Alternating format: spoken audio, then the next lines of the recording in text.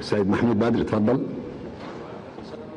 بسم الله الرحمن الرحيم. اولا بحب اشكر الاستاذ البني ادم اللي كان بيتكلم من شويه، واقول له ان انا يعني هعكم على نقطتين. اول واحده التشرد الاطفالي.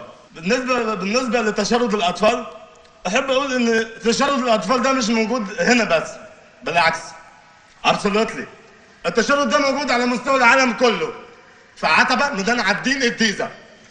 واحب اتوجه بالكلام للسيد مسؤول لجنه حموم الانسان، ان النهارده الجنيه غلب الكارنيه، ودي امر واقع النهارده.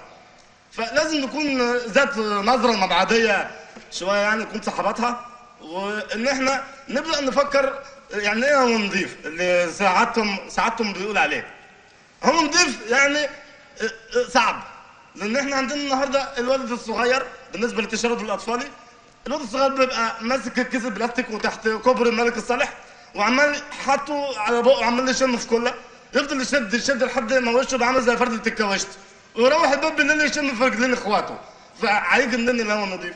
فيعني شوفوا لهم حل، ابنوا لهم بيوت، اعملوا لهم سندوتشات حلاوه بالقشطه. وانا من هذا المزنق احب اوجه كلام للسيد المسؤول رئيس لجنه حقوق الانسان، ان لازم قدامكم يكون حل من الاثنين تحلوه، يعني يا تبنوا لهم البيوت يا توفروا لهم الكله. والسلام عليكم ورحمه الله وبركاته.